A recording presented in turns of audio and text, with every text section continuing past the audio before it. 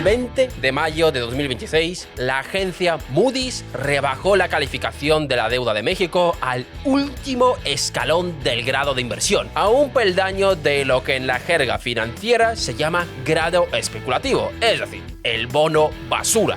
Y 8 días antes, Standard & Poor's ya habían cambiado sus perspectivas sobre México a negativa. Las 3 grandes calificadoras del mundo hicieron el mismo diagnóstico. Pero aquí está lo interesante. Durante años, la superficie de su economía decía justo lo contrario. El peso mexicano se apreció cerca de un 20% entre 2022 y 2024, hasta tocar los 16,33 por dólar. Lo llamaban el superpeso. Las remesas batieron récord tras récord hasta los 63.000 millones de dólares y el desempleo se situó cerca del 2,6%. Y la inversión extranjera directa llegó a 42.000 millones de dólares. ¿Cómo es posible que un país que parecía un caso de éxito macroeconómico termine a un solo escalón del bono basura? Básicamente, el deterioro fiscal de México se acumuló en silencio durante años, oculto detrás de todos esos indicadores que brillaban en la superficie. Y la rebaja de Moody's no es un castigo político ni un accidente, es el reconocimiento tardío de un gran problema. Y en este vídeo vamos a ver cómo se ha acumulado en silencio esa fragilidad. Así que, no me enrollo más, poneos cómodos, que empezamos.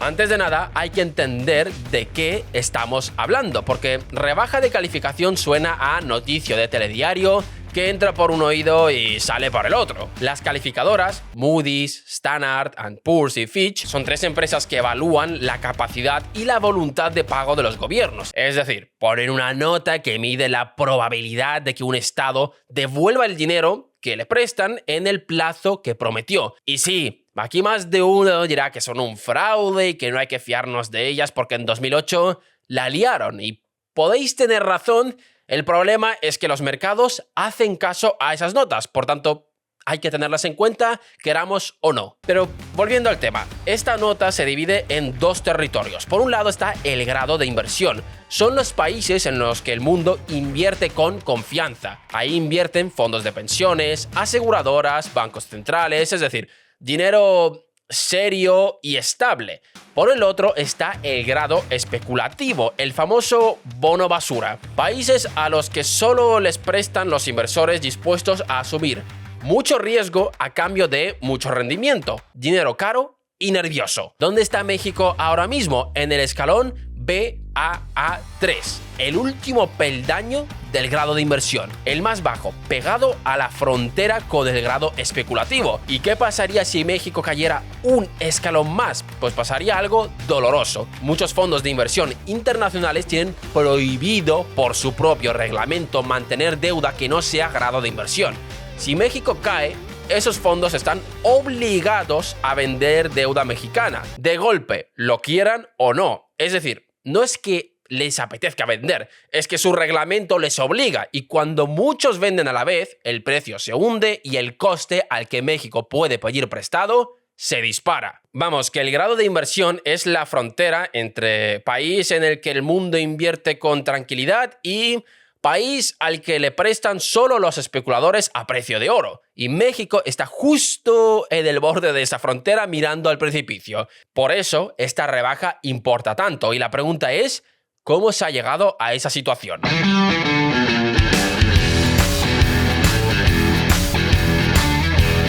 El deterioro fiscal de México tiene 2 orígenes que se acumularon uno sobre otro. Una es la herencia larga de décadas y luego unas decisiones concretas del sexenio 2018-2024. Empecemos por la herencia larga y aquí está el problema de fondo de las finanzas públicas mexicanas. México recauda en impuestos el equivalente al 17 o 19% del tamaño de su economía. El promedio de los países desarrollados en la OCDE supera el 33%. Y aquí va el dato que mejor lo retrata. Brasil, con una renta por habitante comparable a la mexicana, recauda el 33% del PIB.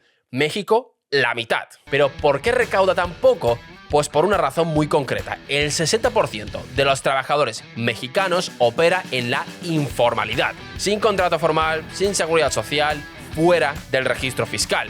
Es decir, 6 de cada 10 trabajadores mexicanos son, desde el punto de vista de Hacienda, contribuyentes ausentes. Su sueldo no pasa por ningún mecanismo de retención de impuestos. Es decir, México intenta financiar un Estado moderno con la base fiscal de una economía dual, donde la carga tributaria recae sobre la minoría formal, mientras la mayoría informal queda fuera. Esa es la raíz que ningún gobierno, ni de izquierdas ni de derechas, reformó en décadas. Y sobre esa base estrecha de ingresos se acumulan gastos que no paran de crecer. El más pesado, las pensiones. En 2024, el gasto en pensiones absorbió 1,99 billones de pesos, el 5,8% del PIB, el doble de lo que México gasta en su sistema de salud. Y esto no es cosa del último gobierno, es una tradición que se lleva acumulando desde hace décadas. Ahora bien, vamos a ver lo que se hizo durante el último sexenio para empeorar esa situación.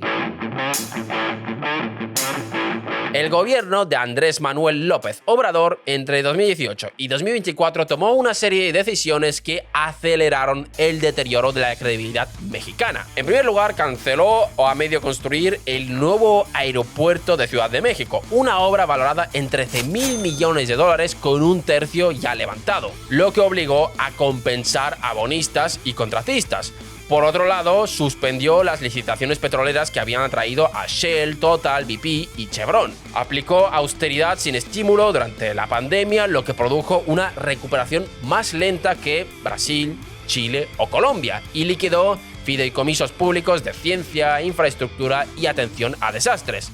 El resultado agregado, el sexenio de menor crecimiento económico desde el periodo 1982-1988, una expansión de apenas un 0,81% anual y el cierre con el mayor déficit presupuestario en 35 años, el 5,3% del PIB en el año 2024. Y aquí entra un mecanismo que conviene entender porque es traicionero. Se llama efecto bola de nieve de la deuda. Es decir, cuando los intereses que paga el gobierno por su deuda crecen más rápido que la economía del país, la deuda aumenta como porcentaje del PIB, aunque el gobierno no pida ni un peso más prestado. Durante 2024, México pagaba un 11% de interés por su deuda, mientras su economía crecía apenas un 1,4%. La bola de nieve va rodando cuesta abajo. Vamos, que ni la herencia larga ni las decisiones recientes explican por sí solas el problema. Es la suma de las dos cosas. Un país que recauda poco,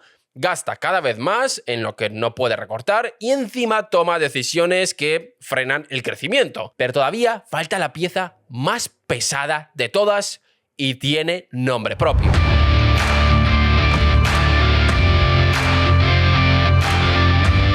Petróleos Mexicanos. Pemex es la empresa con la mayor deuda financiera de toda América Latina. Al cierre de 2025 su pasivo superaba los 100.000 millones de dólares. Y no es solo que deba mucho, es que pierde dinero de forma recurrente desde 2015. Su producción de crudo se desplomó de 3,3 millones de barriles en 2004 a menos de 1,6 millones en los años recientes. Es decir, Pemex extrae hoy menos de la mitad de petróleo que extraía hace 20 años, mientras arrastra la mayor deuda corporativa del continente. Y por si fuera poco, durante el sexenio anterior se construyó la refinería de Dos Bocas con un coste de unos 16.000 millones de dólares para ampliar la capacidad de refinación. El problema es que la producción de crudo que debería alimentarla nunca se recuperó al ritmo necesario. ¿Y qué hace el Estado mexicano con todo esto? Pues sostenerla a pulso. Solo en 2025 el gobierno transfirió a Pemex el equivalente de 35.000 millones de dólares, el 1,9% del PIB del país, y para 2026 ya hay otros 14.000 millones presupuestados. Y aquí está el detalle técnico más importante de todo el vídeo. Moody's ya no trata la deuda de Pemex como lo que en la jerga se llama pasivo contingente, es decir, una deuda ajena que el gobierno podría tener que cubrir. La trata directamente como parte del riesgo soberano, como si fuera deuda del Estado. ¿Por qué? Porque la probabilidad de que el gobierno mexicano deje caer a Pemex y permita que incumpla sus pagos es prácticamente cero. Sería un terremoto reputacional, así que el mercado da por hecho de que la deuda de Pemex es en la práctica deuda de México. El gobierno de Claudia Sheinbaum sostiene que los apoyos extraordinarios a Pemex terminarán en 2026 y que la empresa tendrá autosuficiencia financiera a partir de 2027. Moody's sencillamente no se lo cree. No incorporó esa promesa en su escenario, porque la recuperación de Pemex depende de variables que la empresa no controla: el precio internacional del crudo, el ritmo de recuperación de una producción que lleva 20 años cayendo y unos costes que históricamente han sido más altos que los de cualquier petrolera privada comparable. Pero si queréis profundizar en la historia de esta empresa, os recomiendo que veáis este vídeo que sacamos hace ya unos meses. Vamos, que Pemex es el agujero negro de las finanzas públicas mexicanas, una empresa que el Estado no puede dejar caer pero que tampoco logra reflotar. Y mientras tanto, cada año se lleva un pellizco enorme de presupuesto que podría ir a otra cosa. Pero la pregunta que puede surgir es, ¿y cómo es que en medio de esta situación fuimos testigos de un fenómeno que se llamaba el superpeso? El peso mexicano se había convertido en la moneda de moda. ¿Acaso era todo una farsa? Pues ahora mismo lo vamos a descubrir.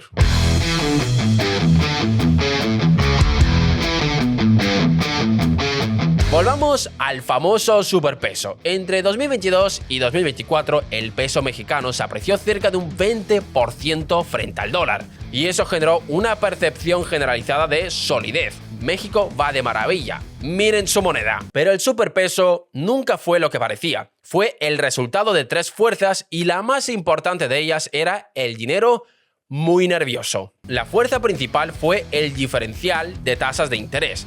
Cuando los bancos centrales subieron las tasas para combatir la inflación, el Banco de México las subió más y antes que la Reserva Federal de los Estados Unidos. En el punto máximo había una diferencia de 600 puntos básicos. Es decir, invertir en pesos mexicanos rendía mucho más que en dólares. Eso atrajo lo que se llama carry trade. Inversores que piden prestados en dólares baratos para invertir en pesos mexicanos que rinden más y se embolsan la diferencia. Es una estrategia rentable, pero es dinero caliente. Capital que entra rápido buscando rendimiento y que sale todavía más rápido a la primera señal de peligro. A todo esto se le suman la promesa del nearshoring, las empresas saliendo de China para acercarse a los Estados Unidos, y las remesas récord. Pero la columna vertebral del superpeso era el carry trade. Y entonces llegó septiembre de 2024, la reforma al Poder Judicial.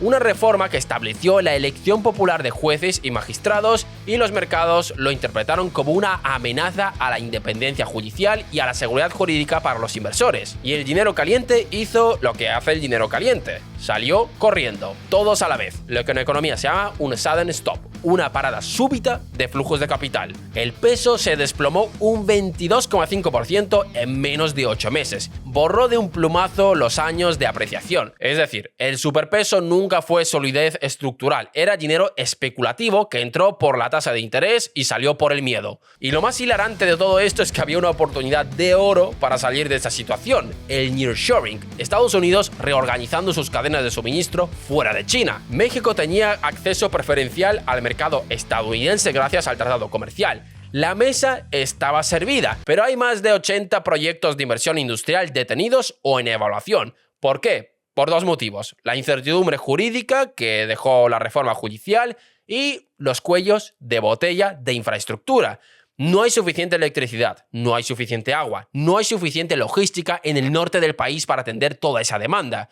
¿Y por qué no hay infraestructura? Porque el gasto público de capital cayó en términos reales durante el sexenio anterior. Es decir, México no construyó los cimientos del nearshoring cuando tenía el dinero y la oportunidad para hacerlo. Vamos, que a México le pusieron la mesa del banquete del siglo, pero llegó sin cubiertos. Ahora bien, después de contaros todo esto, podría asumirse erróneamente que México está a las puertas de ser Argentina. Y lo cierto es que no. Aún le queda un largo camino para acabar así de mal, y ahora veremos el porqué.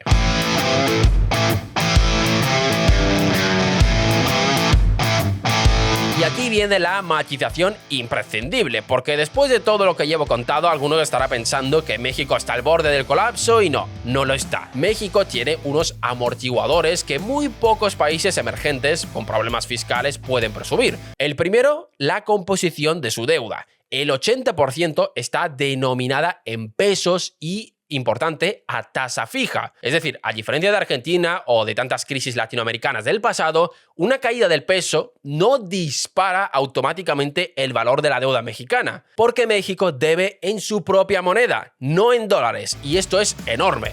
Es la diferencia entre un resfriado y una neumonía. En segundo lugar, las reservas internacionales. México tiene en torno a 250.000 millones de dólares en reservas.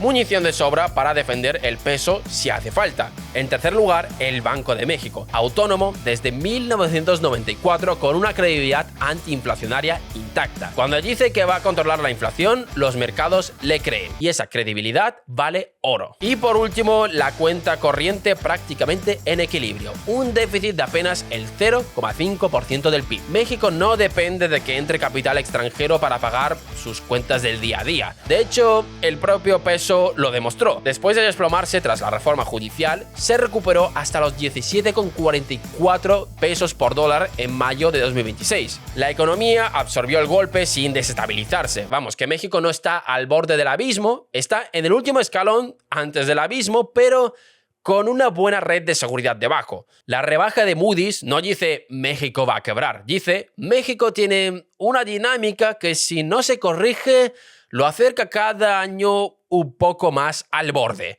Y eso nos lleva al verdadero dilema mexicano.